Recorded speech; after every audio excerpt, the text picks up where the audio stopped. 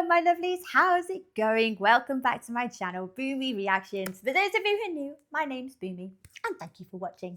Now today guys, we're going to be getting a weekly dose of the Fat Electrician stories. So we're going to get back to Nick and he's going to be regaling us of another tale, I'm sure, of heroism, bravery and valor. So let's get started, shall we? Now today's video has been requested by JT through Buy Me a Coffee. Thank you so much, JT. Thank you for your support. Now JT says you should watch 22 versus 500, America's Defiant stand at Lanzerath Ridge.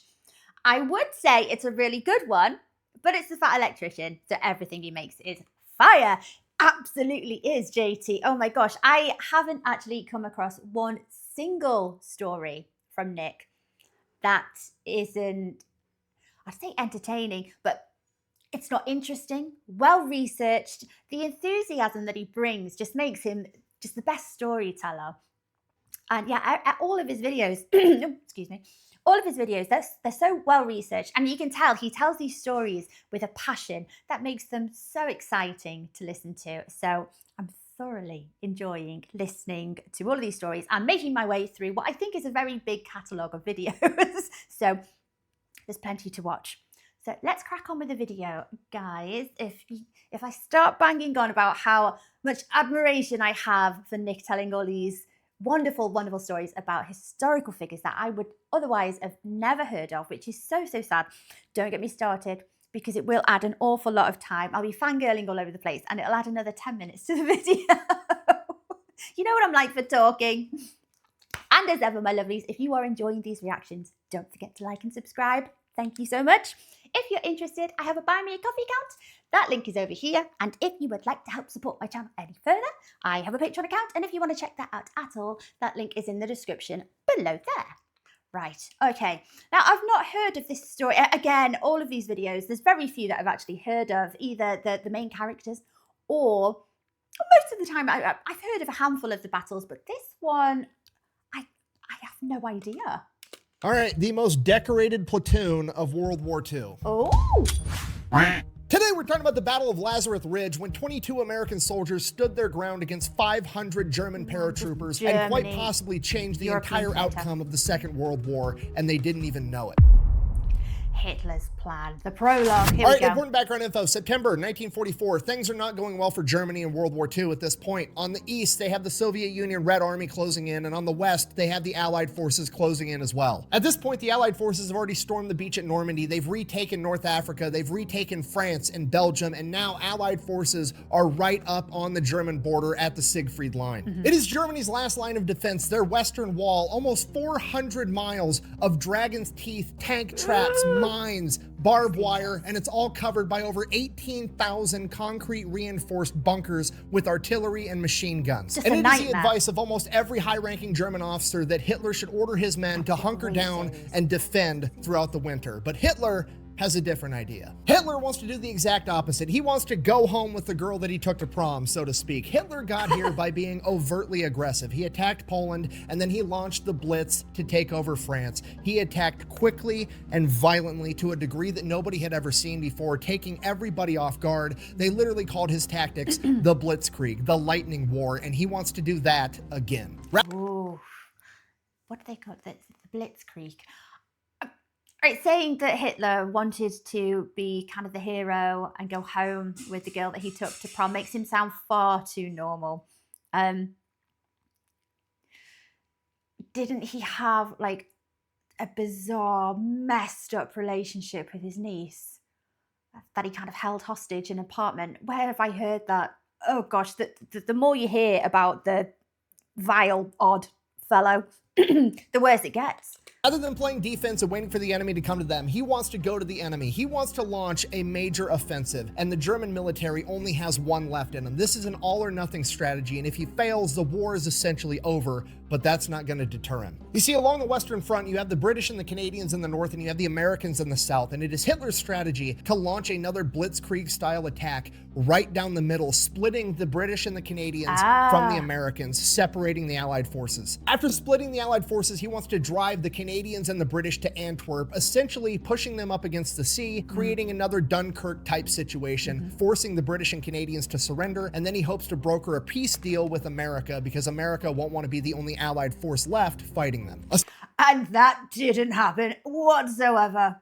Assuming that plan works, he will no longer have a Western front to defend, and he will be able to divert his entire military to the Eastern front to combat the Red Army. This is a Hail Mary. This is an all-or-nothing strategy, and the Germans need everything to go right if they want any chance of success. They need the weather to comply, and they need the element of surprise. Because of this, the entire offensive is going to need to run on a very tight timetable. Once they invade and knock the Allied forces on their heels, they're going to need to keep them on their heels the entire time until they've won. If even a single German unit gets hung up or delayed, it could throw off the timetable, allowing the Allied forces to regain a foothold and launch a successful defense and maybe even a counteroffensive. This is almost delusional, isn't it? It's far too optimistic to rely on so many variables going perfectly to carry this plan out. Do they have a plan B? Das Plan B? I don't speak German. You can tell. They should have had, a bit of a backup plan because it's far too optimistic. Come on. And that would essentially bring an end to World War II in the European theater with the Nazis losing. The crazy part about a strategy that's this big and this time sensitive is that it could be just one small contingency of men led by one officer that's willing to fight to the bitter end that could set about a chain reaction that would bring about the end of the entire Third Reich. And what's even crazier is Hitler would probably never even find out that dude's name. Lyle Bouck was born on December 17th, 1923 in Fenton, Missouri. He grew up during the Great Depression with 5 siblings. His father was a carpenter, and as I'm sure you can imagine, there wasn't a whole lot of new construction going on during the Great Depression, so he grew up in what many of us would consider to be soul-crushing poverty. Luckily, ignorance is bliss, and young Lyle was just a kid. Whatever he experienced was normal to him. He had no idea that it was irregular for a family that large to live in a one-bedroom home with no electricity and no plumbing. He didn't know that it wasn't normal that nobody was full after dinner and that all the siblings would go out to eat dandelions and wild berries for dessert. But oh my gosh. You can't imagine life like that, can you guys? Oh. As he got older, he started to fully understand his family's situation, and by the time he was 14, he wanted to help. So he went and he enlisted in the Missouri National Guard, where he would be able to make $1 a day every time he had drill. In the Army, Lyle's basically a prodigy. He's incredibly intelligent, he's great at everything he does, and he grew up some poor depression kid eating dandelions in his backyard, right? There's nothing the Army can do to him that his childhood hasn't already done, and he deemed his childhood as a good time, so all of this is just fun to him, no matter how much it would suck to anybody else. By the time he's 16 years old, he is the supply sergeant for his entire unit, and in December of 1940, as World War II is starting to heat up, America has not entered the war yet, but it's looking like we're gonna. They're starting to draft people. His entire reserve unit gets activated to go do a bunch of training. So Bouck and his unit are down in Texas and Louisiana. They're training for a full year. They go from December 1940 till December of 1941. Early December rolls around, they're getting ready, they're packing their shit, they're gonna go back home. They've been gone for an entire year. Japanese attack Pearl Harbor, they're not going home. They get told, congratulations, your active duty has been extended indefinitely. Hey, what's going on? War! We're going to war! Don't worry though, it gets better. You see, the Army in its infinite wisdom is like, okay, we've got this group of National Guard guys. They've been training for a full year. They're ready to go. They've been training in Texas and Louisiana. They're used to the heat. They're acclimated for the desert and the jungle with extreme humidity. Okay, where should we put them? And the Army's like, the Aleutian Islands, aka fucking Alaska, which is just brilliant. Okay, so Bouck's unit is going to get... That's cold, much colder. Much colder than Europe. I thought they were just going to say, well, they're used to like almost a bit of a tropical climate, very warm. Let's send them to the UK where it's cold and full of rain. Sent up to the Aleutian Islands because they're concerned that the Japanese are now going to attack the West Coast, and one of the first places they would attack would be the Aleutian Islands, so they're basically going to be there ready to fight the Japanese if they come. So at this point, Bouck is like, I would rather do literally anything else. So he goes and he volunteers for OCS school, and he volunteers for this new sketchy job called being a paratrooper. And OCS school gets back to him first, which is the officer training course. He gets shipped off to school to become an officer. So Bouck ships off for Fort Benning. He's going to end up being an infantry officer. He goes through the course, graduates top of his class. He does so well, they end up retaining him and not shipping him off to war because they're going to use him as an instructor to train a bunch of more recruits that are coming through. So he actually ends up doing that for a year at Fort Benning, training small group defensive tactics for the the infantry. So a year goes by, Bouck is 19 years old. He gets orders to go down to Camp Maxey, Texas. He's going to He's 19 and he's just been taken on as a new instructor. He's good. be joining the 99th Infantry Division before they get ready to ship off to combat. He's not really sure where they're shipping off to yet. Nobody knows if they're going to the Pacific Theater or the European Theater, but just judging on the fact that they're in Texas where it's warm and the European Theater is about to go into winter, it would make sense that he was going to the Pacific Theater. Yeah, so he's starting to mentally get himself ready for that. So he gets down to Camp Maxey, and at this point in the war, it's like 1943. So most of the younger officers, Bouck's only 19 years old, he's a first lieutenant, and most of the junior officers that are young are all what's called a 90-day wonder, which basically means they pluck some kid out of college, sent him to officer training school for 90 days, and turn him around and sent him into combat to lead men into battle. So being called a 90-day wonder is like a derogatory term. It's definitely not a compliment. No. It's basically everybody in your chain of command being like, hey, I respect the rank you have on your chest, but also I have zero faith in your ability to do absolutely anything. So Oh, that is a bit of a double-handed compliment, isn't it? that's kind of what everybody just assumes Double-handed, Bouck is. backhanded, He's so young, rather. they look at him, 19-year-old kid, first lieutenant on his chest, are like, 90-day wonder. In reality, Bouck has 5 solid Yeah, years he's of not. experience already at 19 years old. He is one of, if not the most experienced junior officer in the United States Army at this point. His chain of command realizes this and they give him a more important task. He ends up getting tasked with standing up and creating the INR platoon, the Infantry and Reconnaissance Platoon, for the 394th Infantry Regiment of the 99th Infantry Division. Now, an INR platoon at this point is what we today would call a scout sniper platoon in the infantry. Basically, they take some of the better or the best infantry guys available from the entire regiment, stick them inside of this platoon, and they learn different tactics because they have a completely different job from the rest of the infantry. Their job's going to be going out behind enemy lines, surveilling the enemy, gathering intelligence, potentially capturing other enemy scouts, things of that nature. Bouck is basically told, hey, here's access to all the personnel files for the entire 99th Infantry Division. Pick your top 18 guys. You got to have 2 squads of 9. So he immediately goes through all the personnel records, starts picking guys out. His criteria is you have to be either a high school graduate or currently going to college. You have to have an IQ of 110 or higher. You have to be a qualified expert marksman with the M1 Grand, and you have to be physically fit. So he goes, he gets like a list of like 50 names, goes around talking to everybody, gets a bunch of volunteers. He ends up having 21 volunteers, but he only needs 18 men. So he has this little miniature selection process. 3 of the men fall out. He's got his crew of 18. And for Oh, okay. That's quite the criteria, isn't it? Okay, and he doesn't just want people that have been told they're going to do this. He wants volunteers, so he's going to get presumably like the best of the best here, isn't he? From here, Bouck uses the rest of the time he has stateside to train the holy hell out of these 18 guys. Remember, he was an infantry instructor at Fort Benning for a year. This guy knows how to train people, and now he is overly committed to 18 people specifically. He makes them do the hardest obstacle course at Camp Maxey every single morning. But They have his undivided attention, all 18 of them.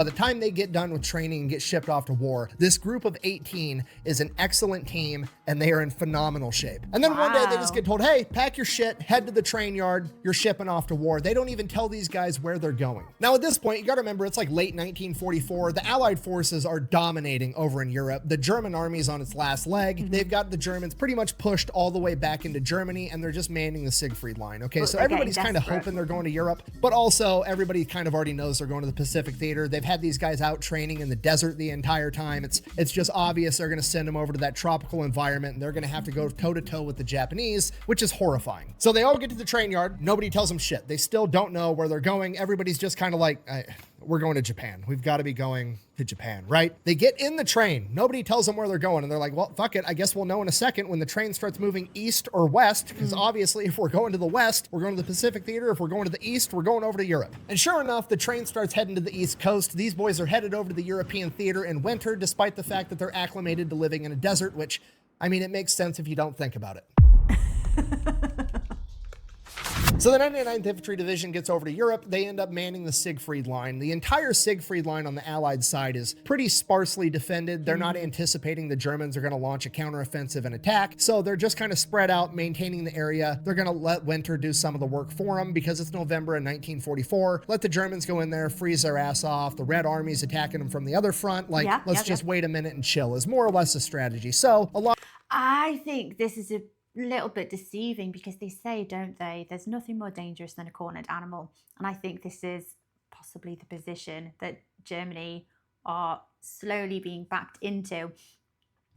And I think they're just, Germany at this point just wanted one kind of, I want to say one big hurrah, but you know, one big last push to really bare your teeth.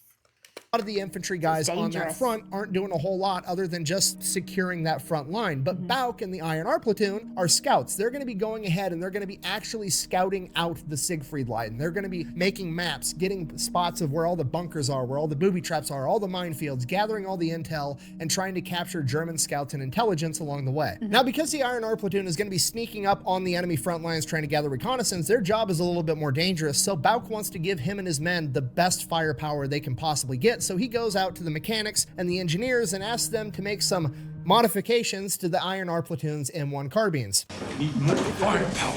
If you don't know, the M1 carbine is semi-automatic and it has a 15-round magazine, so they go and they end up welding 2 magazines together to make a bunch of 30-round magazines, and then they modify the sears inside of the carbines to make them fully automatic. So now the INR platoon is going to be running around the woods in Germany with what amounts to a bunch of submachine guns. By December 1944, they're going out, they're doing missions, and one of the first missions, they wanted to take Private Leopold with them. Now, Private Leopold in the INR platoon is unique because he was actually from Germany. His family fled when the Nazis came to power because they were Jewish. So Private Leopold is extremely valuable because not only does he speak German, but he speaks German in a German accent. It's his native tongue. So he's going to be able to overhear Germans if they get close enough to spy on them, or if they capture one, he's going to be able to interrogate them. It's a very valuable asset to have. The problem is he's Jewish and he's from Germany. If he gets captured by the Nazis, it's pretty much a death sentence right out of the gate. And he's already being a scout, like the most forward infantry unit available, so his chances of being caught are higher than virtually anybody else's. So he's not super keen on going out on missions unless he's feeling like he's at 100%. And on this particular day, he's sick and he's got a really bad cough. So Leopold goes to the chain of command and he's like, hey, I've got this really bad cough.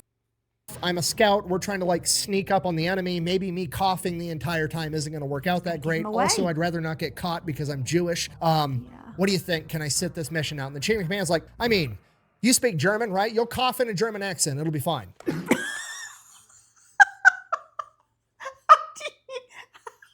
How do you cough in a German accent? What does that sound like? Oh, what does that even? What's the British cough sound like? Sorry, sorry, sorry. Uh-oh. You okay there, Dennis?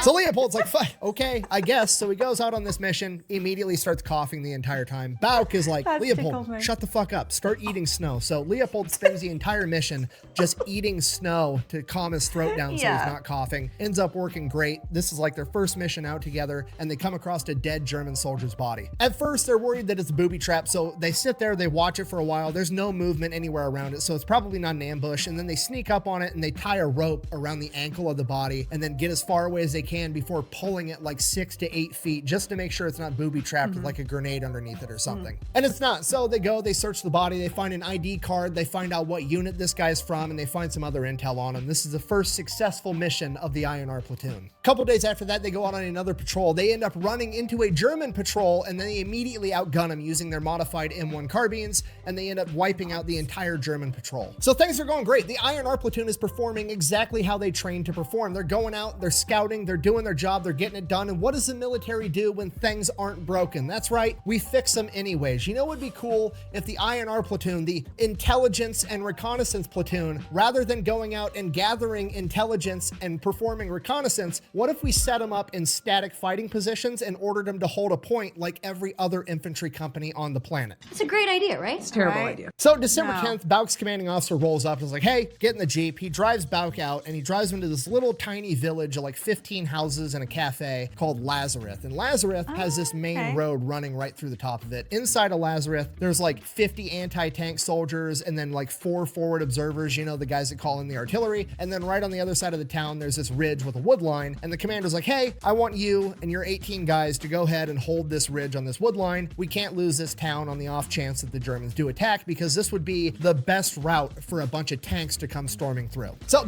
oh, okay. I'm doing the math, guys. How do we get to 22?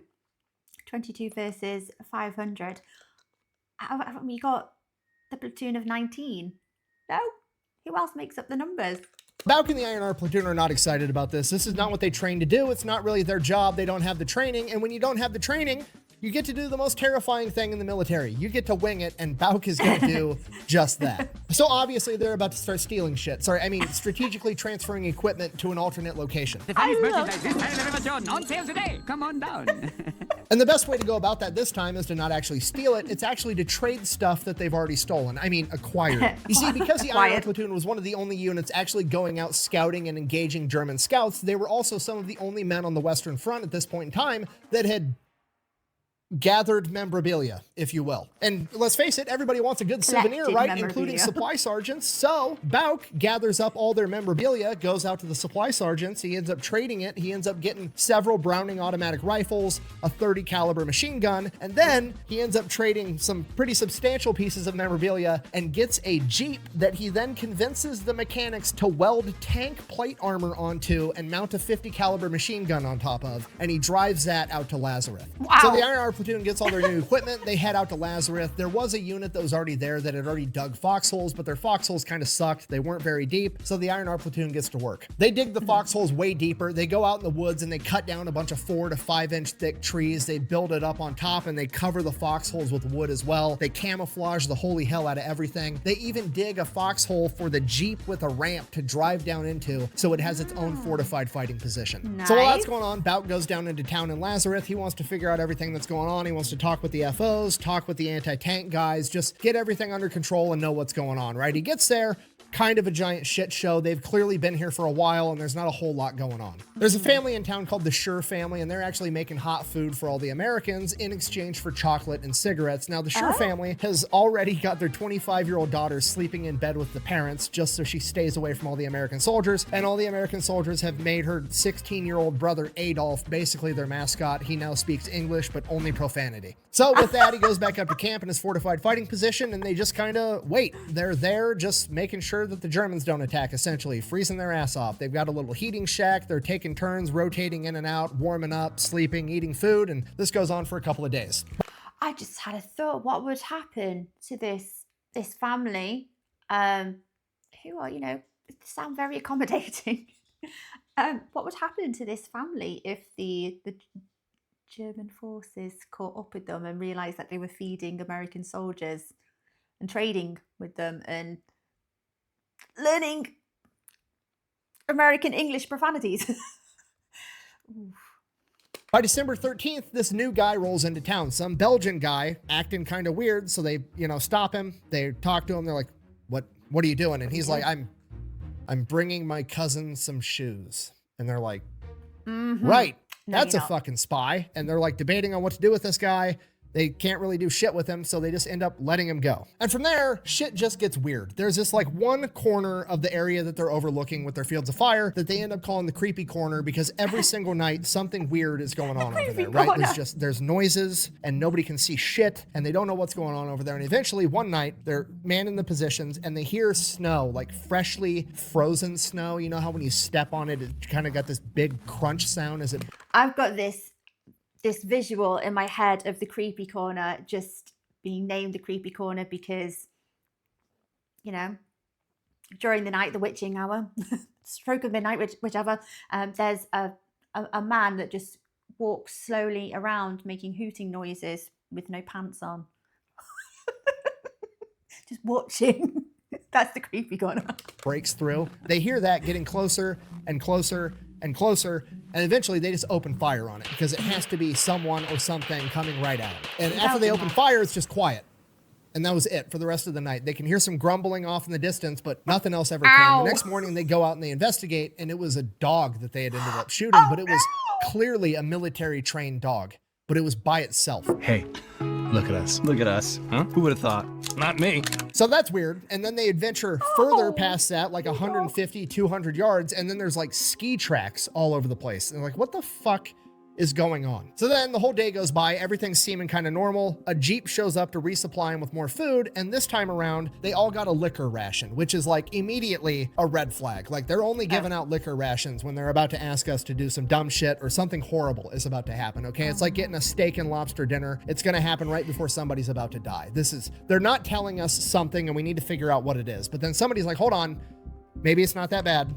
Lieutenant It's making you happy with whatever outrageous request is going to follow it. Okay. Bouck actually turns 21 in 2 days on the 17th. So maybe it's so we can all have a party and get LT drunk. Then love more to creepy think that noises way, all don't night you? long. That morning, a deer walks into camp. Naturally, they shoot it with a machine gun. They end up eating it. Then normal day, seems like, okay? Night of the 15th. More creepy noises all night long. But tonight the Creepy noises corner. are different. Off in the distance, it almost sounds like there's engines running. So Lieutenant Bouck knows something's up. So he has all the guys up. They're all alert. They're This all is there. weird. And then on the day of the 16th at 5:30 a.m., they start getting hit with a ton of artillery fire right on top of them. At this point, the whole platoon and Lieutenant Bouck are all shitting their pants. I mean, they've had a couple of firefights off in the woods with like 2 or 3 Germans, but this time it's completely different. It feels like they're in the shit. It feels like they're at D-Day taking a ton of artillery fire. The rounds that are getting shot towards them are set to airburst, so they're blowing up in the tree line before they hit the ground,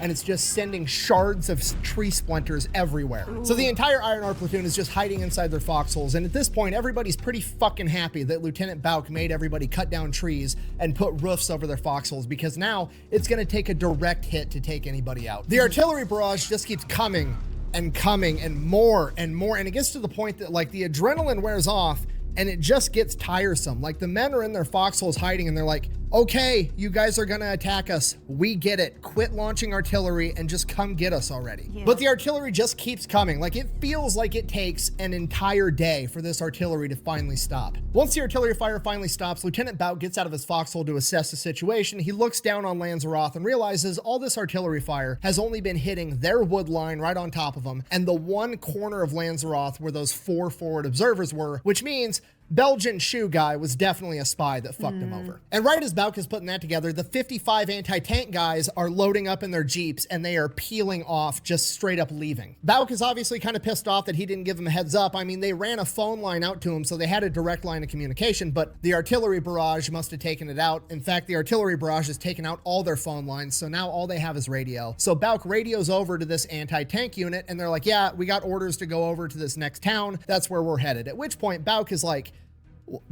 okay, well, I can't do anything without you guys. Like, I have a 50 caliber machine gun and some small arms. If they roll up with a tank, we're done. We can't do anything. So Bouck gets on the radio with HQ, tells them the same thing. Hey, the 55 anti-tank guys left. We have nothing that can combat a tank. Do you want us to retreat back to a different position too? What do you want us to do? And Bouck is ordered to hold his position at all costs. Right around this time, the 4 forward observers that were down in town come up the hill. They're going to be joining forces with the INR platoon because their position got absolutely pounded by artillery. So it is now Lieutenant Bouck, the INR platoon, and 4 forward observers for a total of 22 men defending Lanzerath and the road running through it. So Oh, thank you, Nick. There's the maths. Okay, that's answered my question. That's why we've got the 22 and no longer the 18, which I thought was the 19, including Lyle. Okay, no. Okay, here we are. We've got the 22. forward observers get settled into their new fighting positions, and as soon as that happens, hundreds of German soldiers descend upon Lanzerath. I mean, a shit ton. Luckily, it's very clear that these guys are not moving tactically. They're kind of just moseying through the town. They're not expecting any resistance. They think that the Americans have either been taken out by that artillery barrage or that they all retreated after the fact. But as they start getting closer and closer to the ridge where the INR platoon is, Bouck finally makes out these aren't just German soldiers. These are German paratroopers carrying the new FG-42 assault rifle.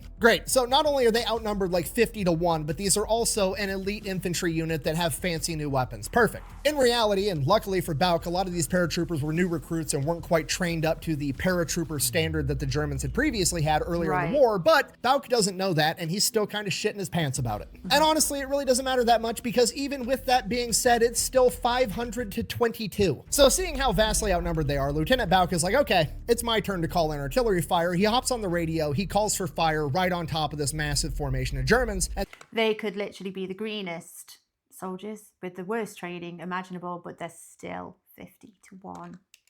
Those odds are against them. they radio back and tell him, sorry, you're outside of the priority zone. We're taking attack from all over the place, and you're just not a big priority right now, so you're just going to have to live without it. Now, Bouck doesn't say it over the radio, obviously, but at this point, he's just kind of like, so let me get this straight. I need to hold this ground at all costs because it's of vital importance, but it's also not vitally important enough for you to throw some artillery fire my way to help me out in my 22-500 battle. Okay, great, perfect. You know what? I still have the element of surprise, so I've got that going for me at the very least. And as soon as he has that thought, he sets the radio down and one of his INR platoon guys goes, sir, you might want to look at this. He turns looks down at Lanzerath, and there's a German officer talking to a young blonde girl, and the young blonde girl is pointing directly at them, at which point Bouck is like, fuck. And then immediately all the Germans scatter and take cover. So now he has nothing, and it's just straight up 22 to 500. What are you thinking? Oh no. I think we're about fixing to get into a pretty good gunfight. No retreat. Moments later, the Germans just bum rush the hill that the INR platoon are on top of. About midway up this hill, there's this barbed wire fence. They didn't put it up, it'd been there forever, but none of the Germans even make it there. The INR platoon is just picking them off one by one. Remember, every single one of them is an expert marksman, and these guys are just out in the open running up a hill. They don't stand a chance. The INR platoon ends up driving the Germans back. Obviously, they fall back, they regroup. Bouck is going from foxhole to foxhole, redistributing ammunition, checking on all of his guys. Everybody's okay. They've repelled the first wave of the Germans. They're probably going to get flanked now. There's nobody out there. If they get flanked, they're screwed. At this point, it feels like they've been awake for 3 days, but in reality, it's only like 9 o'clock in the morning. And like I said, they're just sitting there waiting for this flank to come. They're just going to fight till the bitter end. That's all they can really do. And they sit there and they wait, and minutes turn into hours. And then the Germans launch another attack at 11. Can I assume at this point, question, again, raise my hand. Do you think the Germans are aware there's only 22 Americans here, or do you think they might believe there's a platoon with greater numbers and it might work in their favor here? What do you think? Do you think they're aware that there's only 22?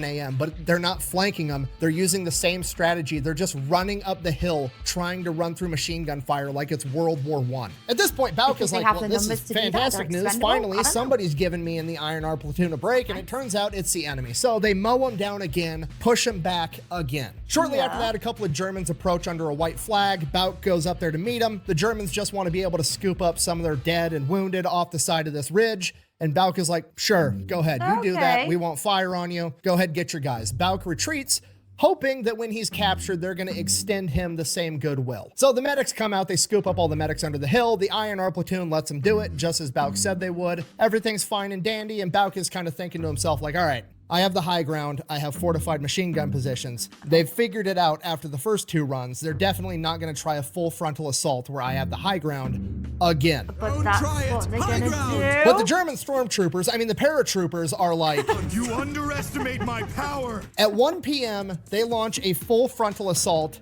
for a 3rd time. Right, okay. And The thing that we all thought would not possibly happen, okay? predictably so, they got the exact same results they got the first 2 times. Yeah. The INR platoon guys described it as shooting clay pigeons at the state fair. Gonna grab that there. High ground. Why? Wait, are you robbing me? Then the same thing happens. The Germans fall back, they regroup. 3 p.m., they launch another full frontal attack. They get repelled again, except during this attack, they sent out so many men that the 50 caliber machine gun actually got burnt up because they were having to run it so hard to mow down so many Germans. In addition to that, they're also out of ammunition for the BARs, and Bouck's radio got shot in the middle of this firefight, so now they have no communication whatsoever. So now Bouck's making all the decisions. They've held this position longer than anybody could have ever expected them to. It's time to get the fuck out of here. So he goes, they sabotage all the Jeeps, and as soon as it gets dark out, they're gonna slip away into the forest at night and make their way back to headquarters on foot. Now that sounds a little bit crazy, like why wouldn't you want to drive? But in reality, there's probably Germans all over the road, and this is the INR platoon. That's their whole MO, is sneaking around in the woods and going unnoticed. This is their best shot at getting out of this. So they sabotage the Jeeps, they get ready to step off, and right at dusk as they're about to leave, the Germans attack them from their flank. And am I right in thinking the Jeeps would be a lot louder if they left in the Jeeps? So on foot, quieter now? Get into a firefight, but the INR platoon runs completely out of ammunition and they get overrun by the Germans. And eventually the Germans just roll up to the foxholes and they yell down, "You can come out or we're going to send a grenade in." So foxhole by foxhole, the entire INR platoon surrenders. And as they come out, they're all shot up, blown up. They're all hit with shrapnel, gunshot wounds. Bouck took a bullet to the leg. Nobody's doing that great. But with the exception of one forward observer by the name of Billy Queen, they're all still alive, which is pretty incredible for a 22 to 500 firefight. So the Germans get the entire INR platoon and the 3 remaining FOs all lined up, and it becomes very apparent that the Germans are gonna kill them. They're standing there with a machine gun, and right as this guy is about to let fire with this machine gun, a German officer comes running up the hill screaming, and next thing they know, the entire INR platoon is getting escorted down this hill into Lanzerath. Next thing they know, they're all getting funneled into the cafe in Lanzerath. The Germans are digging through their pockets, they're confiscating anything that's good, and the Germans confiscate all the cigarettes, and as they take all the cigarettes, they walk around and give the Americans one last cigarette, like, okay, maybe they are still gonna kill us. I have no idea what's going on. Either way, now they're all just sitting in the cafe, having their last cigarette, blown up, bleeding with bullet holes in them, and it's just dead quiet. Bouck said the loudest thing in that room was the second hand on the cuckoo clock in the corner, and it was ungodly loud. It was so quiet that in between the noises of the second hand on that cuckoo clock, Bouck could actually hear the Germans, the superior master race, across town in their aid station screaming from their injuries. Meanwhile, him and all of his men are just sitting in the cafe, dead quiet, stone face, having a cigarette. Clearly the harder men, aren't they? It's like the biggest cool guy moment ever. So the INR platoon finishes their last cigarette, and then they just sit there, and they sit there, and they sit there, and they sit there, and then eventually Bouck is just trying to think to himself over that annoying ass cuckoo clock in the corner, and he just starts to get really down. He's not happy with how things went, right? He spent 6 years of his life training for this, and he goes into combat, and the first time he really goes into combat, he gets the best guys that the 99th Infantry had to offer. They let him pick the best of the best, and he took them into battle, and in one day, he got all of them captured and most likely killed, and it's all on him. Oh, it's not all on him, though. It's not his fault. Oh.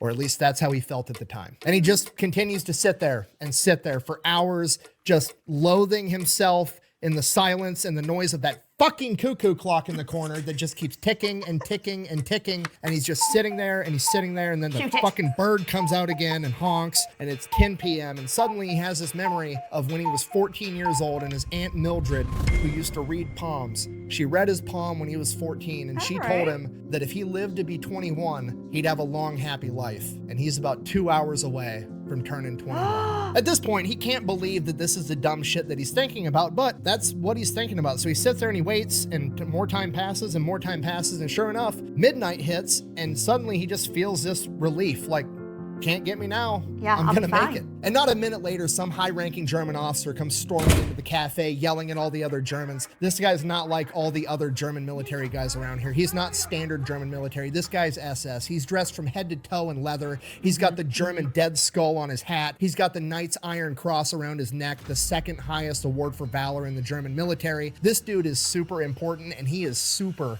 fucking pissed off right now. Now, Bouck doesn't know it at the time, but this SS officer is yelling at all these other German officers like, why are you guys stopped? Why aren't you continuing to advance? We're on a very strict timetable. What the fuck is going on? So these German officers explain to this SS guy like, hey, there's a massive American army in this wood line. They've got tanks, they've got machine guns. We're not going to go fight them at night. They've been fucking us up all day long. We finally captured their forward scout element. So they wait until there's enough light to actually go outside. Like 4 a.m., the Germans send out a bunch of scouts into the wood line. They don't find anything because there's nothing there to find, and they have to come to the realization that 22 dudes with small arms have been fucking them up for the past 22 hours. I called it, guys. They thought there were more men, which is why they acted the way that they did. I've heard this before. This has been quite a common mistake of the German army, like a handful of times. Or also the Japanese. A good tactic anyway. And they're all incredibly embarrassed. Yep, so the Germans only take off 22. hightailing it down this road, half tracks, tanks, and then Lyle Bouck and the rest of the INR platoon are all getting sent to POW camps. Unfortunately, because Bouck is an officer, he's going to get separated from the rest of the guys, and they're going to separate POW camps. From here, you guys know the drill. POW camp is absolutely horrible, the worst possible thing to have to live through. He's starved to death, there's diseases, living in close proximity with other sick people, and as the war progresses, at one point, there is actually a prison break. He ends up getting recaptured, stuck back into a POW camp, and as the war continues to progress, for some reason they keep moving him from POW camp to POW camp, and he doesn't know it at the time, but what's actually happening is the Germans are losing the war, and all the German POW camps on the eastern half of Europe are starting to move all their POWs and themselves to the western side, because if these Germans are going to have to surrender to an Allied force, they absolutely want to surrender to the Americans, the British, and the Canadians, because if they surrender to them, it's a court date, and if they surrender to the Red Army, it's going to be an execution. His final POW camp is in Moosburg, and while he's there, a bunch of SS teenagers, like radicalized 16, 17, 18-year-olds with submachine guns that have German officer rank, roll into this POW camp, and they want to execute all the POWs, including Bouck. At which point, the normal German army, the Wehrmacht, are like, no, you're not executing all the prisoners. Those are our bargaining chips to turn over to the Allies so we don't get killed. So absolutely not. And there's this huge fight between the SS and the Wehrmacht, which became more and more common as the war progressed. And ultimately, the Wehrmacht won that argument, and they ended up keeping everybody alive. So Bouck got pretty lucky on that one. The marches themselves from camp to camp were like a death sentence, depending on the distance that you were marched, because most of the prisoners were marched on foot as well, weren't they? That's just a death sentence in itself. So to keep being moved from one place to another one, and you're already so malnutritioned because you are starving. The conditions of some of these, oh gosh, they're horrible, aren't they? Chapter 4. From there, Lyle Bouck remains at that POW camp till the end of World War II. When he is finally released, he weighs 114 pounds and has contracted hepatitis. He is essentially on his deathbed, and he spends months in the hospital. Thankfully, Lyle Bouck does end up recovering. He makes it back home, and from there, he's like, what, 22 at this point? So he's trying to figure out what he wants to do with the rest of his life, and he's like, I mean, I've already dedicated so much of my time to being in the military. Maybe I should just go back and be full-time Army, and he's considering doing that, and then the paperwork comes through, and the Army fucked him over on his back pay and his leave that he had accrued while he was a POW, and he, challenged him on it, and he's like, hey, you did my back pay wrong. You paid me out as a supply NCO when I was actually a officer in the infantry in combat the entire time and serving as a POW. I'd like to be paid as an officer, not as an NCO. And the Army is like, don't care, fuck off. So he's like furious, like the Army has done nothing but treat this guy poorly, right? Like couldn't get artillery fire when he needed it, can't get back pay, and he's just like, screw this, I'm done with the Army. I don't want anything to do with it anymore. Understandably so from his... Understandably. I mean, you could argue quite sensibly that the reason he's in the POW camp in the first place is because of the lack of backup and the response that the Army had given him at Lanzerath, and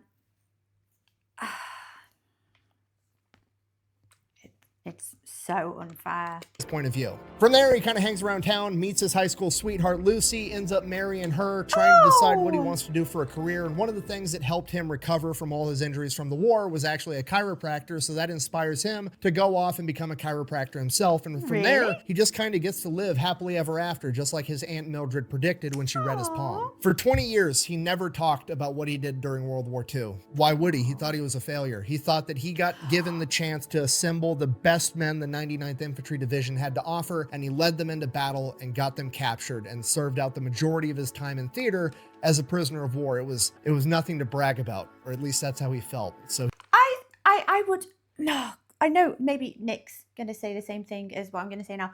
I would argue that on the side of optimism, you don't know what the outcome is going to be. So I don't think he, picked the best of the best and then ordered them and took them into, getting captured and a losing battle. You could arguably say that it could have saved them. Did any of the platoon die in the prison of war camps? You could say that without his leadership, you don't know what could have happened. That could have been an absolute disaster. That could have been a shit show. You don't know. So he's so hard on himself. He never really talked about it. And then one day in 1965, he got a letter from one of his men. After 20 years, the United States government was finally putting out extensive volumes of what happened during World War II. And one of the volumes was dedicated to this major German offensive in 1944, December 16th, 1944 specifically, called the Battle of the Bulge. Adolf Hitler had ordered a massive blitzkrieg-style offensive where they were going to split the American and British forces in half, by seizing Antwerp, cutting off the supplies, crushing the British and the Canadians, and forcing the Americans to sign a peace treaty. In order for this plan to have any success, it was critical that they had the element of surprise, and because of that, German High Command in the days leading up to the Battle of the Bulge Offensive ordered that none of the German scouts were to go out without a German scout dog that was specifically trained to lead the scouts by 100 yards. That way, none of them got caught, because if a single scout got caught and got interrogated and gave away this battle strategy, it would ruin the entire thing.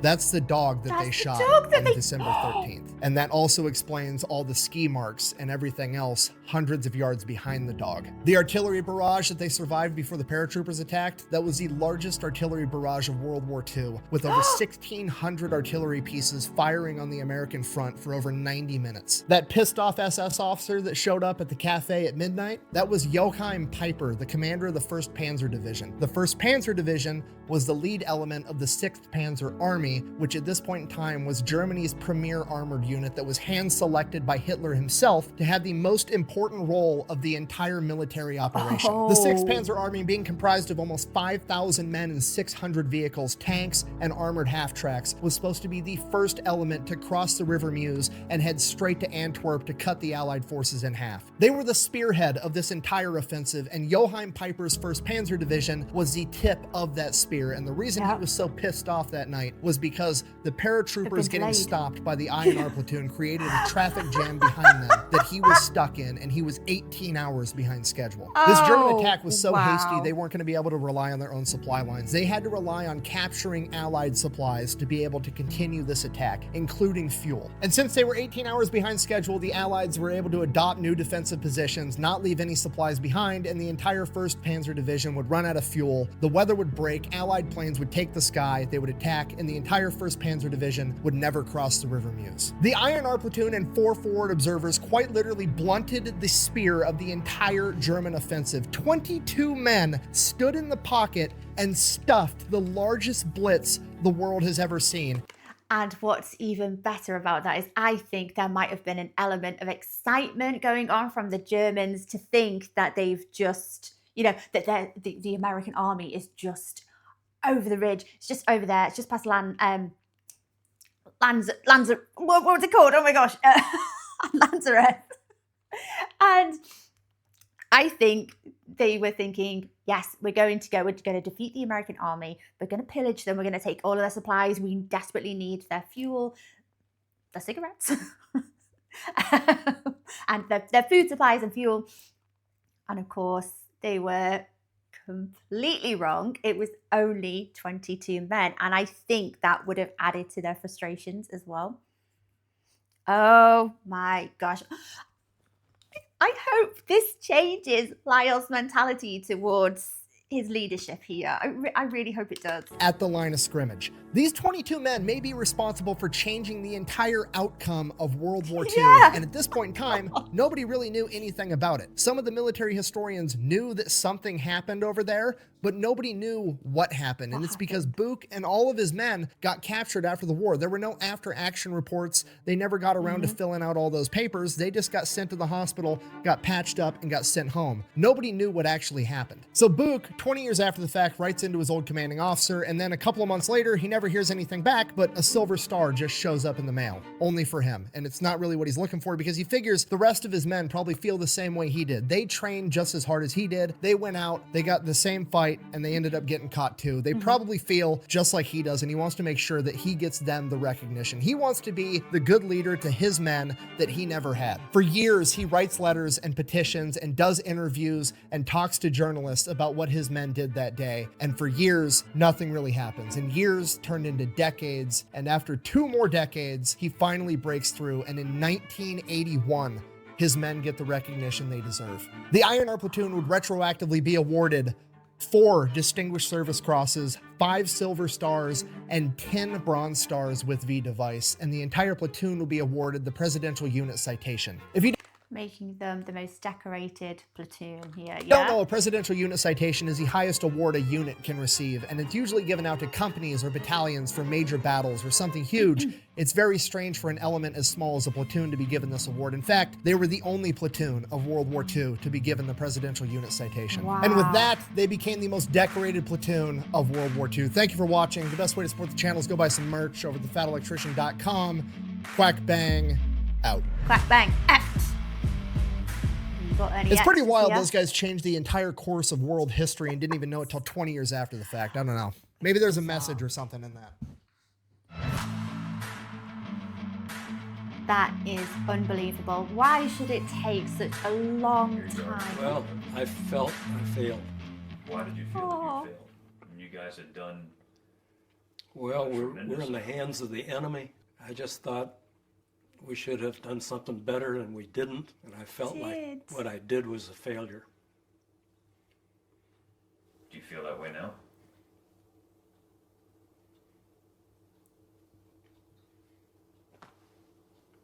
I couldn't tell you.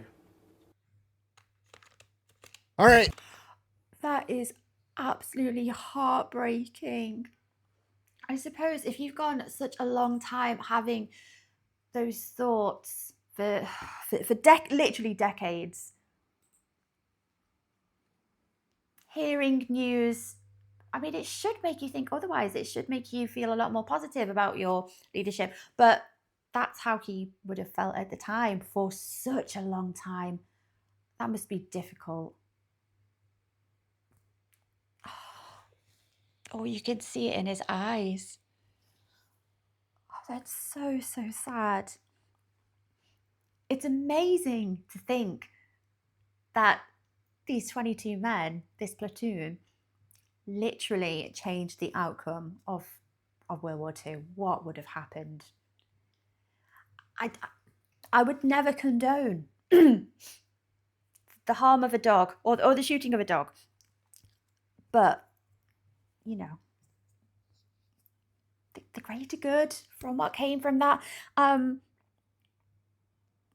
It's like I say, I think there was so much frustration from the German army, assuming that the Americans were just away, and they could steal, acquire all of their fuel, food, everything.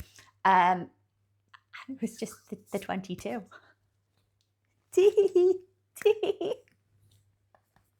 Oh my gosh, that's amazing.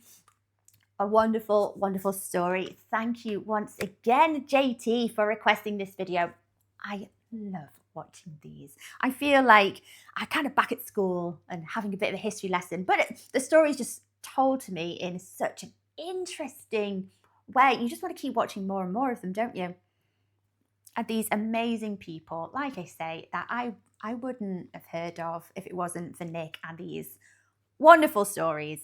So thank you, the Fat Electrician. Thank you, JT, for requesting this video. Guys, I hope you enjoyed watching along with me. Another amazing story there. Take care of yourselves, my lovelies, and I will see you next time. Bye-bye.